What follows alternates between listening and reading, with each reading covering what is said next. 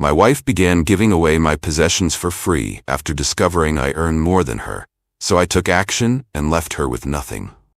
I, 37M, work a standard 9 to 5 at a local manufacturing firm. Nothing glamorous, but I've climbed up the ladder over time and earn a decent salary.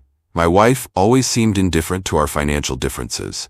She worked as a freelancer, making less, but claiming she loved the freedom. I never rubbed it in that I earned more. I thought we had an understanding. Contribute fairly, live comfortably. But one day I came home early and discovered something unsettling. Stepping into the garage, I spotted my wife talking to a stranger who loaded my old but treasured bicycle into his trunk. Confused, I asked, "What's going on?" She waved dismissively. "I'm giving it away, you never use it." Shocked, I protested, "That bike's mine. Why are you just giving it away?" She sneered, "Because I feel like it. You can buy another, can't you?" That night, as I demanded an explanation, she shrugged. "You earn more than me. It's only fair I get something from that. If I choose to give away some of your stuff, what's the harm? You can always replace it." Her tone dripped with entitlement. I tried to reason with her. We both have access to the money. If you need something, just tell me. Why give my things to random people? She rolled her eyes. "You hoard too much, and honestly, it's kind of fun. Feels like getting even." Even for what? I never lorded my income over her. Yet she acted as if my earnings were a personal insult. Over the next few days, I discovered she'd been advertising my possessions online for free pickup. Tools, electronics, collectibles. She even tried to give away my late father's old watch collection, something of deep sentimental value. I caught her just in time, snatching the watch box from a startled teenager at the door. Furious, I confronted her again. She smirked. "What's the big deal? You think this tiny loss matters to someone who makes twice my income? Maybe I deserve compensation." She crossed her arms, daring me to challenge her. Clearly, this was no misunderstanding. She enjoyed hurting me financially and emotionally, reducing my hard-earned possessions to freebies for strangers. I talked to a friend who's a lawyer. He suggested checking state laws about marital property. We live in a community property state, but giving away marital assets without consent can cause legal trouble. He advised documenting everything, not reacting rashly. So I started taking photos, recording our arguments on my phone, saving text messages where she bragged about decluttering my life. Evidence stacked up. I realized I couldn't just demand she stop. She was determined to punish me for having a better income.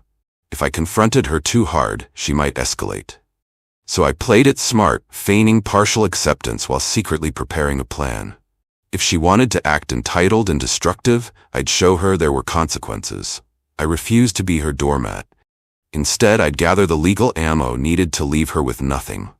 Over the next few weeks, I watched in silent anger as my wife continued her campaign. She posted ads online. "Free electronics, come pick them up." People arrived to snatch my belongings, some of which I saved for years. She grinned as if relishing my discomfort. Once I calmly said, "Stop this, or we'll have serious problems." She laughed. "What will you do? Divorce me? Good luck. I'll claim half of everything." That's when I understood her confidence. She assumed that in a divorce, she'd get half my assets anyway. So, what difference did it make if she gave some away now? My lawyer friend suggested a different angle. If I could prove she was deliberately wasting or dissipating marital assets, a judge might reduce her share. We needed evidence of her intent. Her own words would be perfect. I set up a hidden camera in the living room, a small device tucked behind a bookshelf. Legally, in my state, recording in my own home for personal protection is allowed, as long as I'm part of the conversation. I asked her directly about her motives.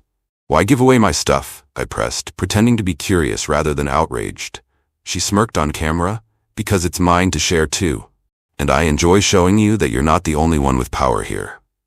Perfect. Her admission that she's doing it for control was gold. She ramped up her entitlement. When I tried to protect certain valuables by locking them in my study, she broke in, prying the lock with a screwdriver. I caught her tossing my vintage record collection into a box for pickup. I pulled them out of her hands. She spat, "Don't be so stingy. Your money replaced them once, you can do it again." I recorded everything, keeping my anger in check. Meanwhile, I quietly prepared my exit strategy. I discussed with my lawyer friend about filing for divorce, citing dissipation of assets. He believed I had a strong case. We listed items lost, their approximate value, and matched them with the times I asked her to stop.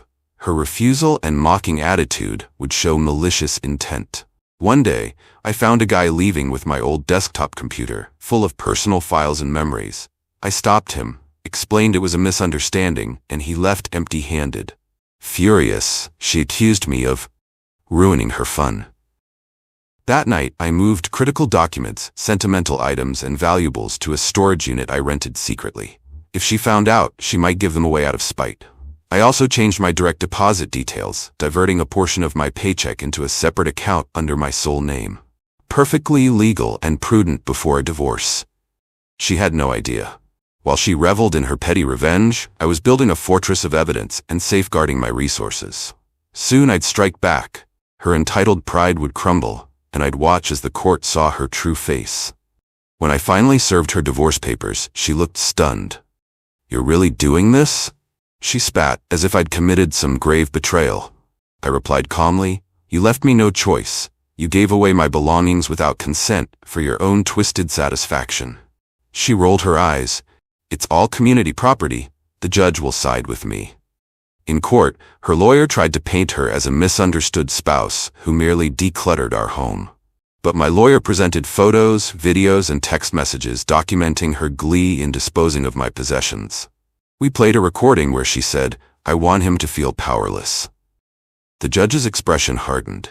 This was no simple decluttering. It was malicious waste of marital assets. She tried to interrupt, crying crocodile tears, claiming I was withholding money and making her feel inferior. My lawyer calmly showed bank statements proving I contributed fairly to all household expenses.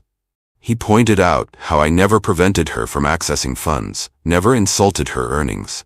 In fact, we showed friendly emails I sent encouraging her to pursue better clients to increase her income. Her narrative of victimhood fell apart. The judge listened intently. Then came the twist I'd planned.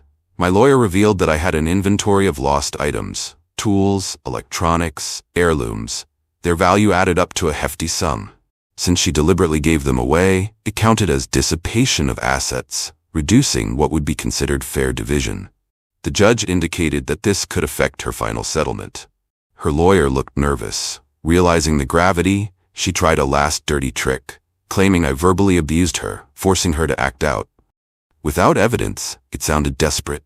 We had no police reports, no witnesses, nothing but her sudden accusation. I remained calm, shaking my head. The judge asked if she had proof. She had none. Next, my lawyer introduced the separate account I'd created after her spree began. I explained I did it to protect what remained of my assets. This showed I took reasonable steps only after her destructive behavior started. It further justified why I should retain a larger portion of what was left. With the evidence of her malicious intent, the judge grew stern. If we had gone to trial, it might have dragged on. But her lawyer saw the writing on the wall and advised her to settle. She refused initially, entitled as ever, demanding at least half. But the judge warned that a trial could end very badly for her. Given the video evidence and witness statements, some neighbors confirmed they saw her giving away items, laughing about it. Cornered, she agreed to a settlement that favored me heavily. I got the home, the lion's share of the savings, and no spousal support for her. She'd walk away with far less than she originally expected. Her face went pale when she realized the extent of her loss. I'd protected my future and even reclaimed some compensation for her wasteful acts. Outside the courtroom, she tried to talk to me. "We can still work this out," she pleaded, tears welling up.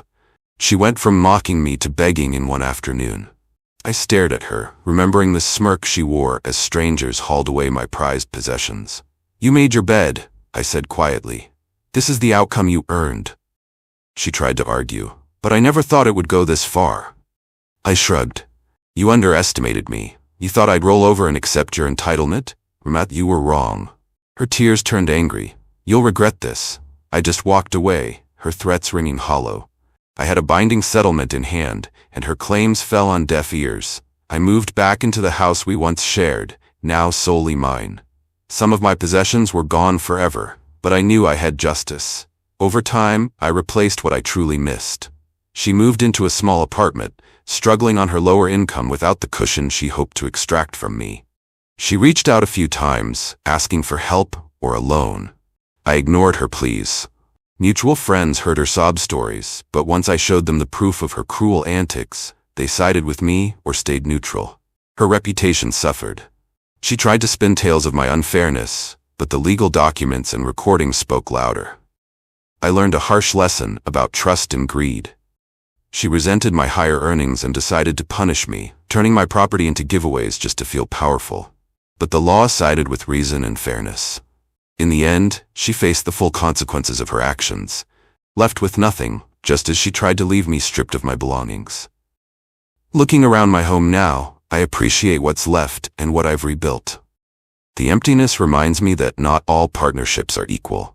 Some people, given a chance, will exploit and destroy rather than share. I'm stronger now, more cautious. Her petty revenge backfired spectacularly.